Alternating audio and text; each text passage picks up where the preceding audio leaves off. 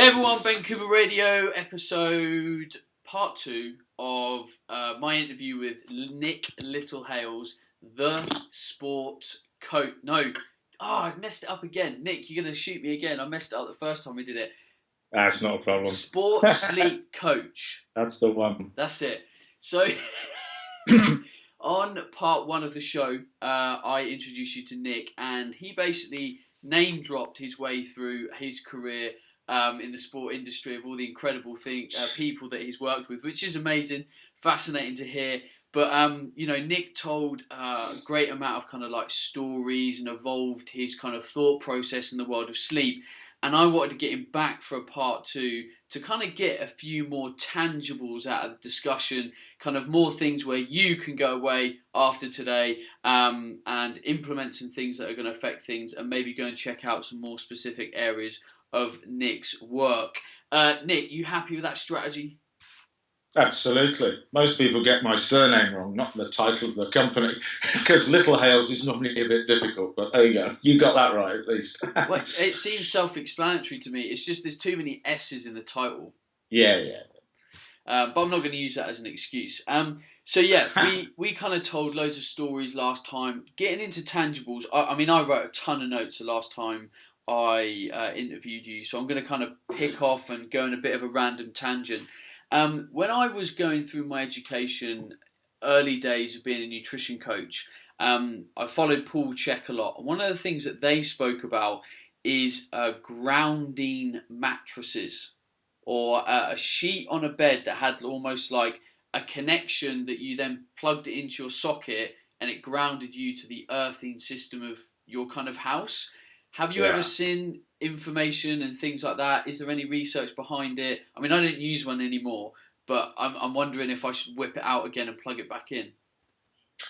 I don't really have too much background in that area, Ben. Certainly there's been a number of companies who produce these types of products trying to sort of balance all this electricity around us, and as techs come along, you can look at it in that way. But I think it's, whenever I've seen people using them, I mean, why aren't you using yours now? It's kind of, there's a lot of things that you can get right. And if you haven't got those things right, then anything like that is going to have little impact on you. So it's kind of like you want to get a good grounded approach to sleep, what you're doing from when you wake to when you go to sleep again. And then certainly certain little interventions can work. But, I certainly wouldn't invest in one of those products until I'd got everything else right. And you'd have to also say that the likelihood it's going to, improve you as an individual is probably more down to just how you feel about the world. Being grounded might make you feel good. Well, if that's okay, great. So evolving that, where do you think the influences of electricity play in our sleep? Because there's lots of talk about iPhones, us viewing things, us being around Wi-Fi signals. Where's your opinion lie on our exposure to electricity? Because, let's look at nature. We always say we feel better in nature, day down the beach, walking outside barefoot, that kind of stuff. Where should we be concerned with electricity? I think, in my lifetime, it was almost, if you lived very closely to electrical pylons, then that sort of could affect you as an individual if you live close to those sort of things. Certainly, it's not that long ago that we were all going to get affected by using phones close to our ears, because it would maybe create all sorts of things, from new cancers to whatever. I think in general terms that the world is the way it is. We're certainly not going to switch stuff off. I think the balance is just like everything, is that as we continue to develop and things develop around us, just not to forget, as you pointed out, that the favourite place we want to be is pretty much outside, in the natural environment, taking on daylight, interacting with the light and dark changes and temperature changes. And I think you just get this balance of just how much are you exposed to artificial lighting, to the lighting coming from the tech, how much time are you spending with these things, a balance against being outside. And I think if you always keep that in mind, which is a lot of what we do working with athletes. If you keep that in mind, then you should be okay. But you're not going to do much about it. It's just managing it. So, I mean, we're now getting into kind of, I suppose, what is natural and what is unnatural. Me personally, my body's got a clock. It wants to get up at like 5:36. I don't really set an alarm. So that means that every hour I go to bed later, I'm definitely going to lose sleep. How much should we be reading into the circadian rhythms of the sun? Do you say to your athletes, look, I'd really like you to be in bed by 10:30, or do you think that if they went to bed at midnight, 1 a.m, and they did get a genuine 8, maybe 9 hours of sleep, that is as good as going to bed at 10 or 11 o'clock? Because your chronotype's likely to be a morning person, and you, like you said, you just want to get up and get on with your day, you're most productive in that morning time. I'm exactly the same, Ben. And part of the sort of sleep recovery factors that we look into, which there's 7 of them, those are 2 key areas. The first 2 is understanding the circadian process better, and also your personal chronotype. It's not that you can change what's going on all around you all the time, but being aware of it is much better. So because like in everybody's world, but particularly in sport, we've completely changed the way sport has developed, and analysis and everything else. So you've got games and events being played at all different times. So you can't have this sort of 8-hour routine of a constant sleep time and a constant wake time. So the simple way to look at it is, rather than thinking about sleeping hours and lost sleep, is if you think about sleep in 90-minute cycles, which is actually a period of time in a clinical situation where a human being will roll through the various different stages of sleep. If you think about 90-minute cycles, then what you can do is 5 90-minute cycles gives you 7.5 hours, which is principally what a normal healthy adult would like to enjoy in every 24 hours. And it's called 5 cycles. So you've got 5:36. Mine is 6:30. I choose 6:30 every day as my wake-up time. I naturally wake, like you, to switch the alarm off, and I'm up and I'm doing stuff straight away. So if you take 6:30 and wander back in 90-minute cycles, you get 11 o'clock, Ben. And 11 o'clock is a good time within that circadian process for you to try and enter a sleep state. But what it also gives me is a series of timings. So I've got 11 o'clock, I've got 9:30 to start pre-sleep routine, and that's just simply moving to be sleep prepared. So tech shutdown, bowel and bladder empty, any light snack, taking on any small hydration, downloading stuff out of your mind, making sure it's all away, a little bit of decluttering, making sure that the bedroom's okay and nice and fresh and whatever you need to do, and moving from light to dark. So that starts around 9:30 to be asleep at 11. So if you looked at that across a period with an athlete and said, over 7 days, what that does is say you've got 35 cycles. 35 cycles over 7 days, if they're taken every night between 11 and 6:30, that's your target. That's your optimum recovery plan. But, as we all know, because none of us get 8 hours every night and we try and things happen, what you then look at is the schedule of the 7 days. And, you've got Manchester City and Real Madrid playing tonight in the UK, and they'll be kicking off at 8 o'clock at night, and they won't get back to their homes or hotels till quite late. So when you look at what you're doing each week, you can go, can I get between 11 and 6:30, 5 cycles on Sunday? Can I get them on Monday? And what you start to do, because you're looking in that way, is I've got timings. So there's 11 o'clock. The next slot along is 12:30. The next one is 2 a.m. Next one is 3:30. The next one is 5, and then I'm at 6:30.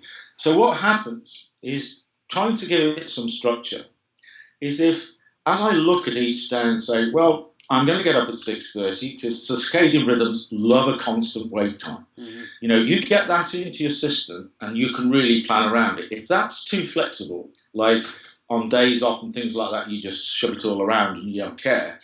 But that constant wake time is your target. So when I go through that day, knowing that I'm going to be playing at 8 o'clock, We're training at this point in the day. I'm then going to be eating a little bit differently today because of the game. I'm going to have high adrenaline.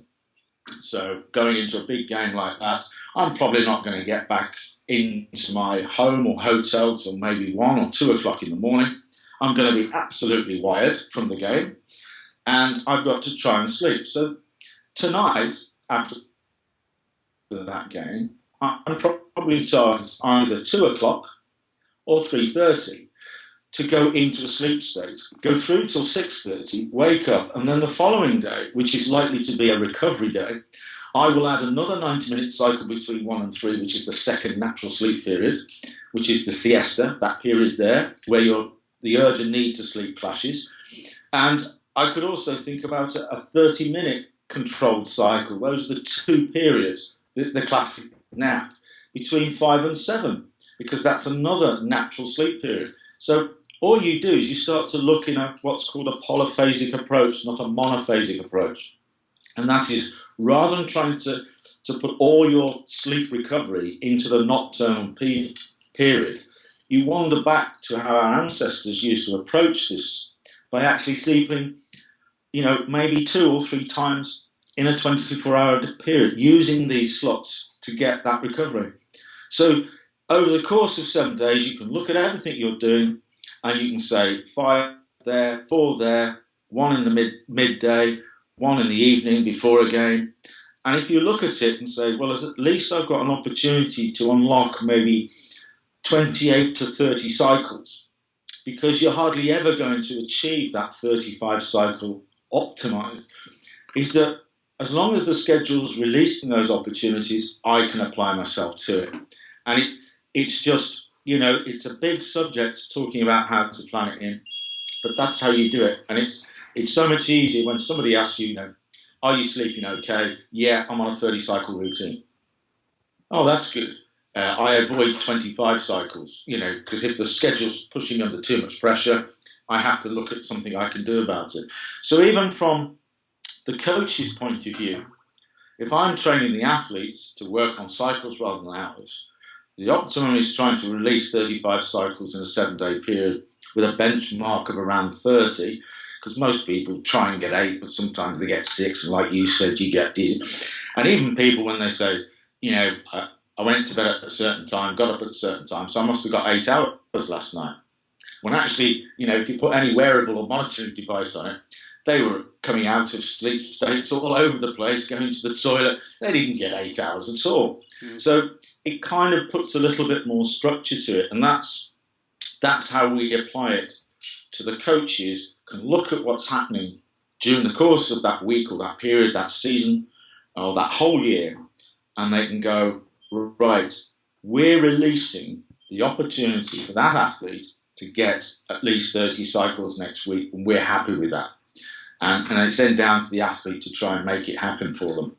And rather than just, like you said, sort of after the game, they get back to the hotel, they know they've got to go to sleep at some point, but they can't. But this, I can tell the athlete, tonight, when you get back, it'll be about 1:30. Don't just rush and brush your teeth and dive into bed. Take a pre-sleep 60 or 90 minutes. Just let everything come down, relax, download, let the whole day and all that experience disappear, and then just climb into bed for 3:30. Or, that's the next slot.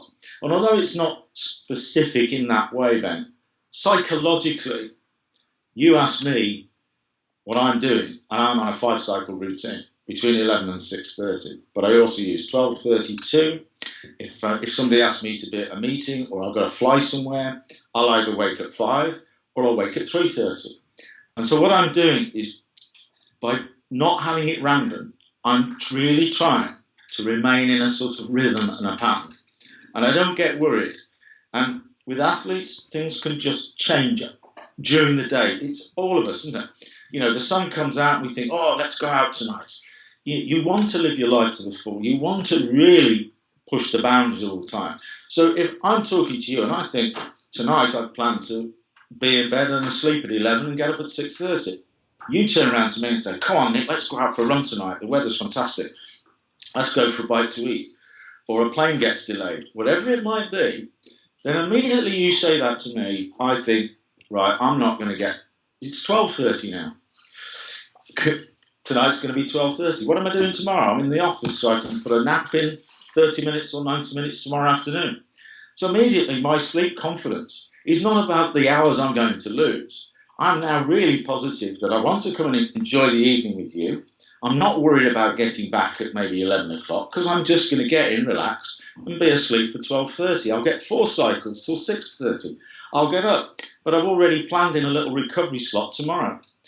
And I just keep flowing with it like that. And so it doesn't become a worrying factor, because sleep deprivation is a word that, is bandied around.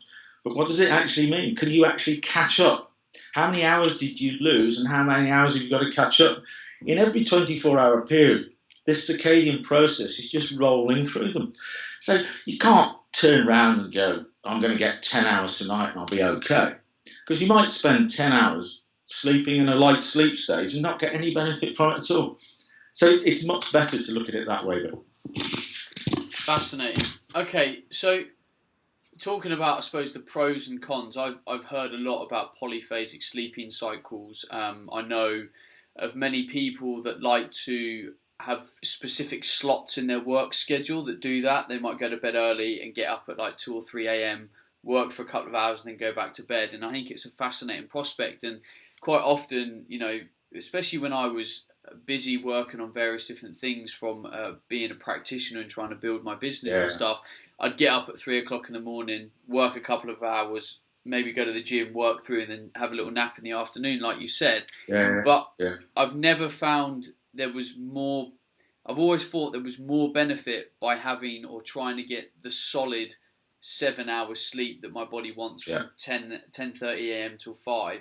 So if someone can get that, do you think it's that is the preferable option?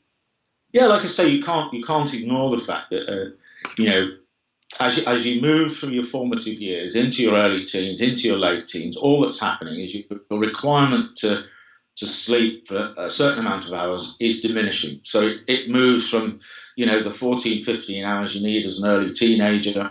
This is always the debate about going to school for 9 o'clock, 8:45, is because you're dragging chronotypes in which don't want to be there, and also teenagers need to get 12 plus hours of sleep, and that's under real pressure. So your target is 5 cycles gives you 7.5 hours. That's your 8 hours. 6 cycles gives you 9 hours. So your target is to get those 5 cycles, and if you can get them in one block, fantastic. If I can roll into sleep at 11 o'clock, pre-sleep before that, wake up at 6:30, post-sleep between 6:30 and 8, and now I can go and attack the world. That's great. And there's a process called sleep restriction, Ben, which you may be aware of. And if you get out of sync and you start to find it difficult to sleep, what you do is you take somebody down and minimize the amount of sleep they're actually getting. So they sleep between 2 specific points. And then as it becomes, you grow it back out again. So all the time sleeping in a polyphasic way is not about just sleeping. You've got those 3 times during the day. Your objective is to get those 5 cycles in every night. But it doesn't concern you when you have to make those shifts, because you're working in harmony with this process. And if ideally you could set your agenda so that you could do that every day, you would. But I think then it is just, I've never met anybody who has a plan every day to achieve a block of 8 hours every day between 2 specific points. It's just unrealistic. So once you start to look at it, I wouldn't suggest, the sort of extreme polyphasic approach where like you were just describing, it's sort of you're all over the place. What we're trying to do is keep within the harmony and the rhythms of this natural process, and that's how we sort of keep that structure there. But if you didn't get 35 cycles, we wouldn't target getting 50 cycles the next week. It don't work like that. As long as we've got those cycles in place throughout that period of time, and we're not talking about one cycle at night and 3 in the afternoon.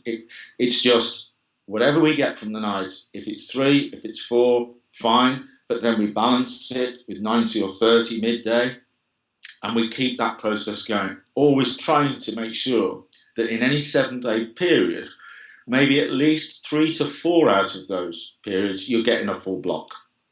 Okay. And it's the other times when you're traveling, when you're playing at different events and having to do certain different things. And it kind of stops an athlete as well, Ben, because we've seen it quite a lot, is that if they, the following day after a particular event, they might do some recovery work, and then, shortly after lunch, they'll go home to their homes. They'll go back to their homes, and they might crash out because of lost sleep and things like that. And they'll just sleep for hours until they wake. Whereas with the athlete, if they know that when they get back home, they're going to do a 90-minute alarmed period, so they set the alarm. If they fall asleep on the couch or in bed or whatever it is, they're doing a 90-minute cycle as part of the whole routine, not just letting it happen when it wants to happen because it's so powerful. So I mean, if I let's say I go to bed at 10:30 at night, and that feels for me the right time, and my next sleep opportunity is 12, and I get in late from dinner one night at 11:15. If I get in the door and I'm like, oh, I'm knackered, I just want to go to bed.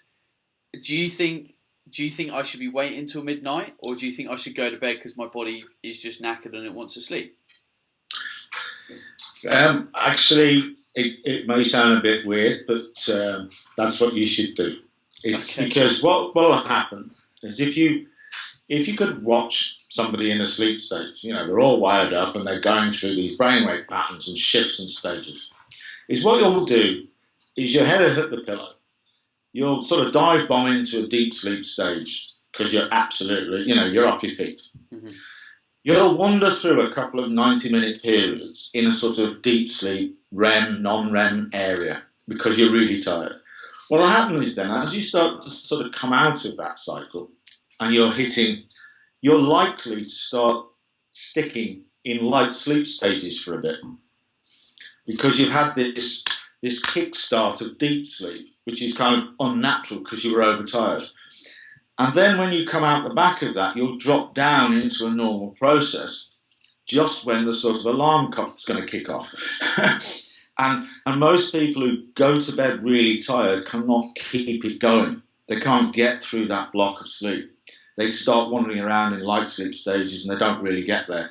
So it's much better for you to literally just make sure your bowel and bladders have an opportunity to empty, to download information, to get body temperature right, and to feel very comfortable and really chill out, and then into bed, curl up, fetal position, off you go, roll through those cycles, wake up in the morning, and be very confident you've got another opportunity to do 30 minutes tomorrow afternoon just to top it up if you want, And it's that's the approach we have to take with athletes because, when you get these high levels of adrenaline and anxiety and stress from being involved in elite sport, the night before, the period before an event, and immediately after, people like Steve Redgrave, for example, actually made a point of not sleeping the night before an event because there were so many factors against going into a sleep state and getting the real benefits from it. Is by not doing it, you can concentrate on other more positive recovery activities rather than worrying about being in a sleep state and sticking to it. And so when you're always looking in that area, it's about being in more control of it, raising your confidence about it, and not being that concerned about what you've lost. Be concerned about what you're doing doing that process. And that's why it works much better with athletes than anything else. I mean, you get in, run upstairs, brush your teeth, jump into bed, fine. But the person who just hangs around a little bit will go into a much better rhythm, get much more quality from it, and wake up more refreshed. Interesting. I'm going to have to play around with that. Fascinating. The only problem with that, though, I foresee, is a huge amount of people are not good at relaxing. If you asked someone to say, I want you to turn off your phone and just chill for 45 minutes, there'll be an awful lot of people will not know what to do for those 45 minutes, because usually it will be TV, it will be Netflix, it will be film. Yeah. So what do you do in that situation? Take it all off them. But it's true, that is the reason why, we're talking about sleep and recovery. It's because so many things just keep developing around us, moving us into places where, if we don't understand how to manage these things and what we should be doing, then they can really have an impact. And it's easy with elite athletes, because you tell them to do something and you can show them the reasons why, and they will do it. It's not so easy for everybody else, of course it isn't. But I think it's just the sort of sleep revolution, the place we are at this moment in time. People can understand that they're pushing it too hard, and I think the more they listen to yourself, Ben, and everybody else who's talking about good well-being tactics. This area is one. You've got to learn to relax. You've got to learn to chill out. You've got to learn that after all you've been doing, your brain needs to do stuff, and it does stuff when you're chilling out. Everybody who goes to sleep and they're just thinking about stuff and stressing about stuff, their body overheat, because it's creating more temperature. They get and they find it difficult to stay asleep, and it's aggravating and all this sort of stuff. And it's just, you have to say to them, look, don't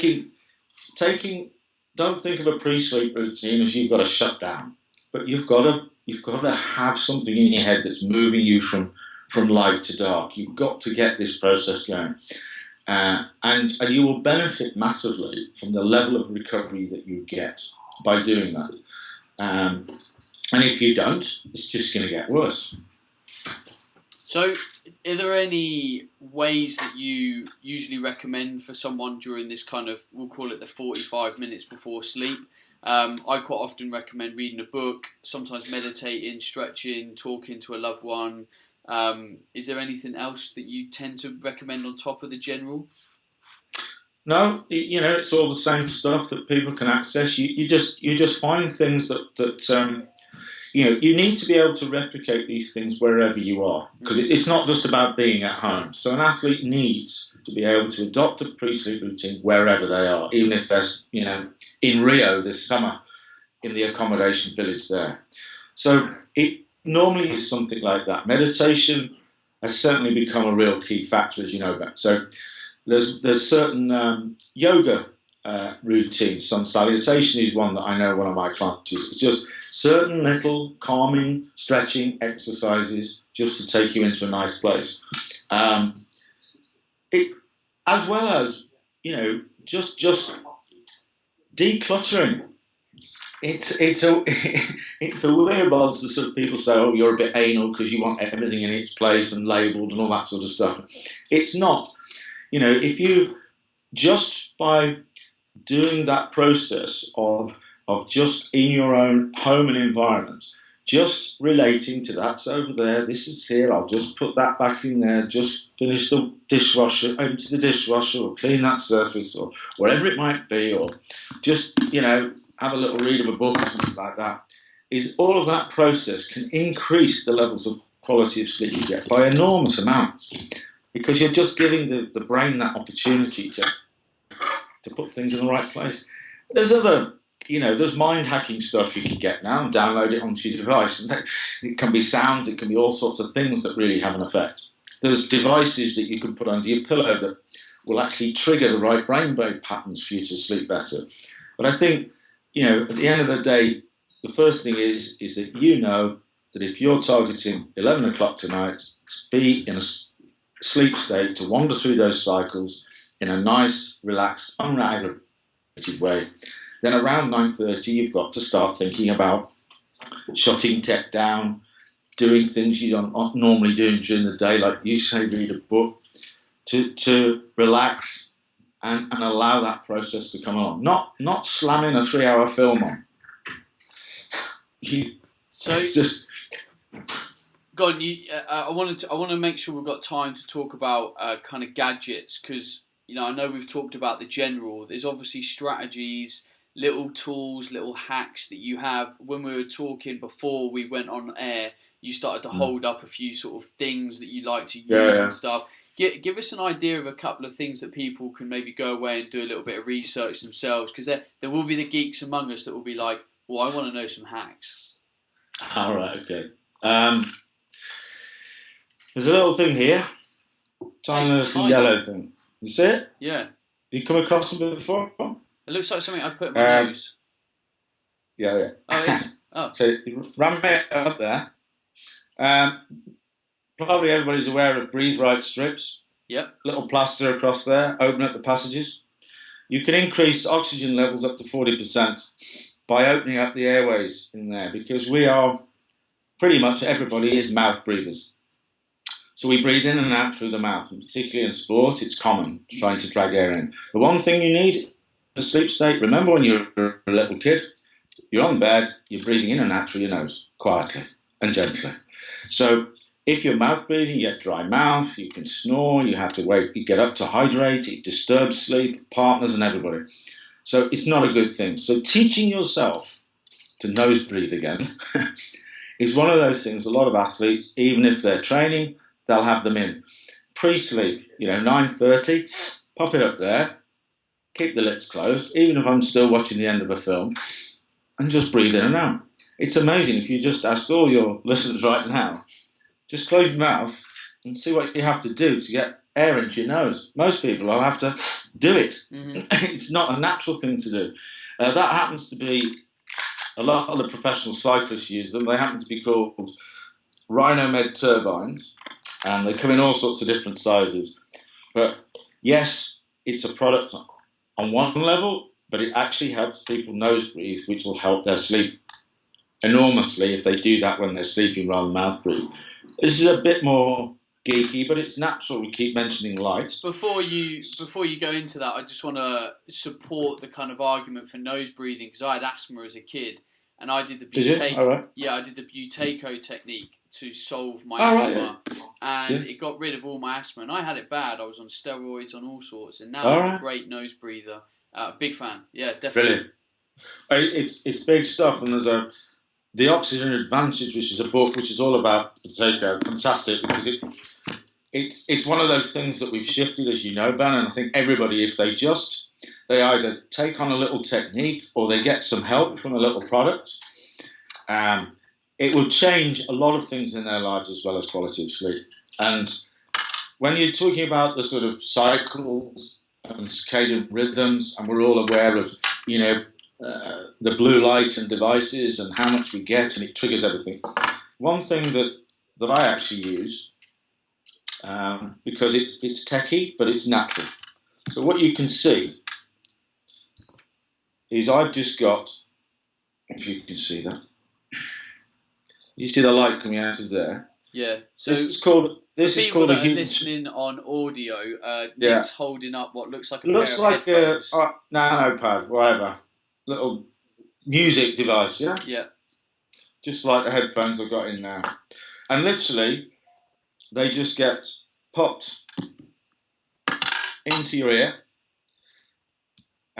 You hit it, it just does it for 15 minutes. It's like the SAD lamps. It's like the daylight lamps that you can use when it's winter. Yep. And what happens is, and for travelling, for jet lag and everything, so all this is doing is putting daylight run through my eye into the pineal gland. It's going through the ear canal into the pineal gland. Wow. And I'm just sitting there listening to some tunes.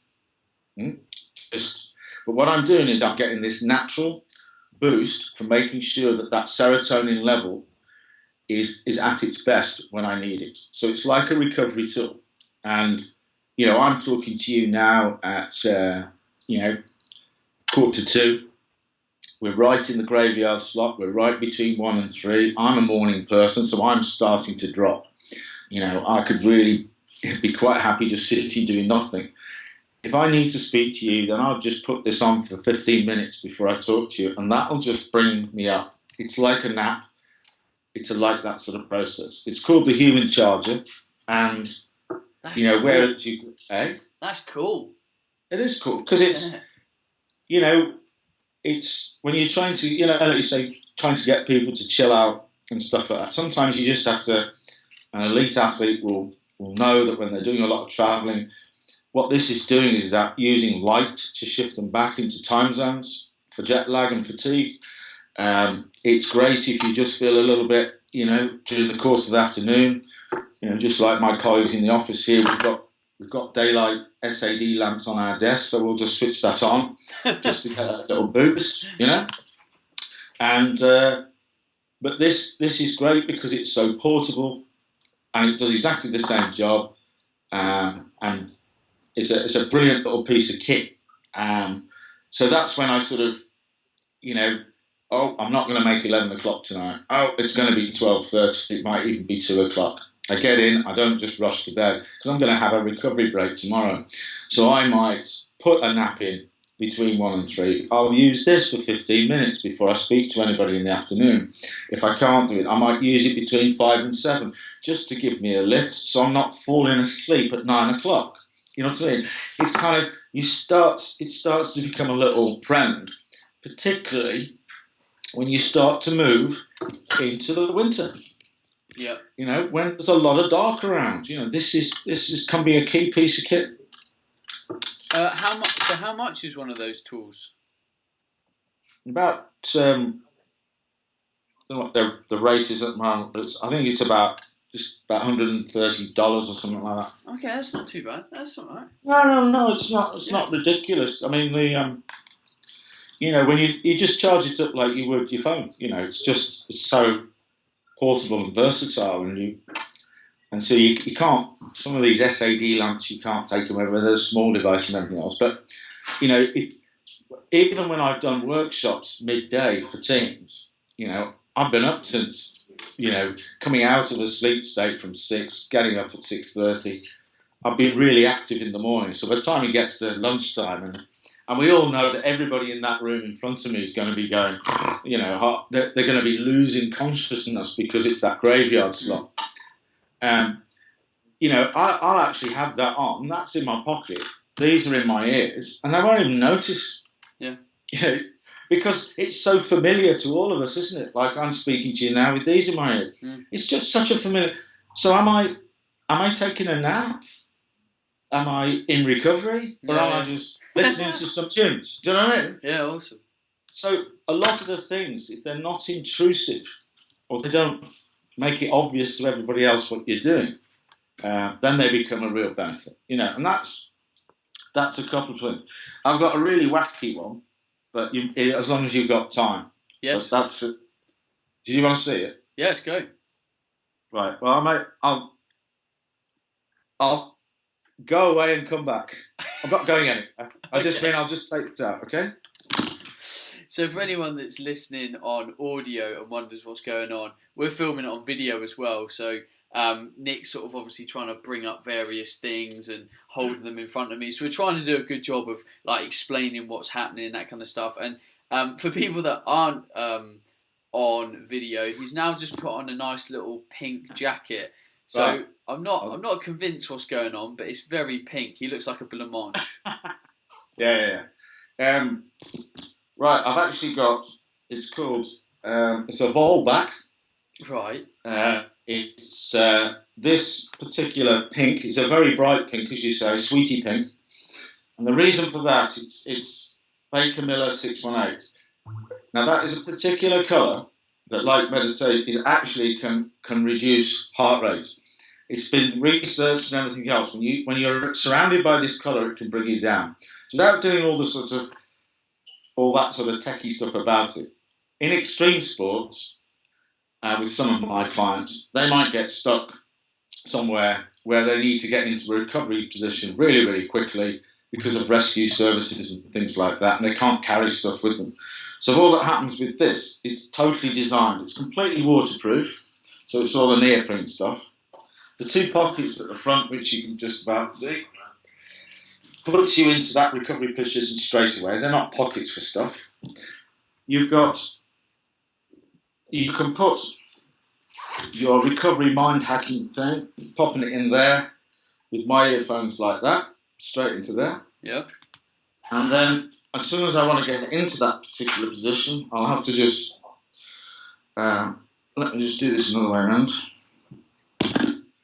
Is that literally, you just pop up and disappear into your recovery suit. Off you go. So, mate, if you're listening to this on audio, you're going to have to go and check the video out on Facebook or YouTube at a later date. Nip over there now. He basically zipped up into what looked like a morph suit. It looked hilarious. Spider-Man. It looked a little. No, I'm going to be honest. It looked a little bit S&M. But it's sort of, there's for certain people in certain sports, in certain areas, when you need to sort of, if you wanted to nap, it could be all sorts of things. But it's this process of like, bang, bang, go, 30 minutes, get going again. And so there's always going to be little things coming along that are transportable, that can be replicated, and to help that particular process. I've got a lot of athletes who love these things because they're not wandering around the streets in them. But in certain opportunities when they're training camps and everything else, it's really great. You could just bang that up and they can disappear into a nap in a crowded room, because it just creates that thing. You could do it with a hoodie, just a normal hoodie maybe. But it's, there's a lot of science coming along. Some of it's a bit crap, but some of it's useful then. Fascinating. Wow. I'm going to have to check out that human charger thing. That sounded fascinating. What was the thing that you said you can put under your pillow and it looks at the brain waves when you're sleeping? That sounds amazing. Yeah, it's called a Z's. That's Z-E-E-Z. Okay. Yeah, so it's a product that you put under your pillow, and what it's basically doing is emitting the same wave patterns that your brain wants to do to sort of enter certain stages of sleep. So the slow wave, brainwave patterns. So what it's doing is sort of reminding your brain of these patterns and encouraging it to go into them. Now, I'm still investigating, its true value, but it has got quite a lot of clinical science behind it. And it does actually work. How many people will want to putting, something under their pillow that's sort of affecting what their brain wants to do? But I think it's one of the start of this process then, where if you look into the future, what would be our ultimate goal? And that would be to not waste so much time sleeping. If we could do it quicker, more effectively, we're going to do it, aren't we? Mm. So I think this is the start of actually, physical recovery. I'm sure, we'll go quicker with it. I'm sure we will. But with the brain, if we can start influencing where it is and how it can go into certain sleep stages, then wow, we could probably get sleep right down to a much shorter period, which is probably where we want to go. So I think in every case with these sort of products, there's people really trying to take advantage of this subject sleep, and they're coming out with devices and tech all the time. And you just need to keep your levels of awareness up. You don't need to just keep bringing things into your life, because they can have some really sort of counterproductive side effects if you're not. And if you expect them to help you sleep better, if you've got a poor sleep hygiene tactics in the first place, they're not going to do it. They want to be, certain articles that have come out recently is if you get the basics right, get your knowledge up about circadian rhythms, get your knowledge up about your own chronotypes so you can minimize the outside influences, get your pre and post sleep routines into place. Be very much aware that you've got to get sleep prepared, and be very aware that you've got to get to a nice wake state before you start interacting and doing things. Certainly delayed start, tech start. You can use the mobile and the device to switch the alarm off. But all these notifications, wait until you've hydrated, wait until you've got outside of it. Give it 60 minutes or so before you start reacting to these, because You don't text when you're drunk, Ben. And in the morning, when you first come out of the sleep state, you want to give your opportunity, because all of that will influence everything you do during the day. So just think about that. Think about a much better balance between activity and recovery. That's really important. Every 90 minutes, think about a little break. Use the other natural sleep periods. Check your products out that you're sleeping with, because a lot of people's first investment is to go out and buy maybe a new mattress, a new pillow to help them sleep. Well, I could give you all a little quick check you could do tonight, which will tell you that, if you've got the correct mattress underneath you, you wouldn't be sleeping with a pillow. And your environment, make sure that's set up. And these are all little things. And then you can actually bring either natural supplements into the process of helping. You can bring in little human charges maybe. You can encourage yourself to nose breathe. Those little things can come in and add in, but in isolation, they won't have much effect on you. Wowzers. Nick, what I'll do is I can end up speaking to you all day. I think you're quite fascinating. But we should probably knock it on the head there. I think you've given a lot of real practical insight there today. I know that this is pretty much your full-time work. If people wanted to kind of get geeky with their sleep, I know you do sleep consultations. You've got various things kicking about on your website. So let's remind everyone again where they can find you and get some more information about the work you do. Yeah. If you just go to sportsleepcoach.com, so that's sleep coach with sport in front of it, not sports, sportsleepcoach.com. We have got a full range of products which I designed specifically for athletes to maximise their recovery, everything from mattresses, pillows and duvets. We've got a good thing that all your subscribers can do, Ben, straight away, is on the homepage you'll see a free sleep profiler.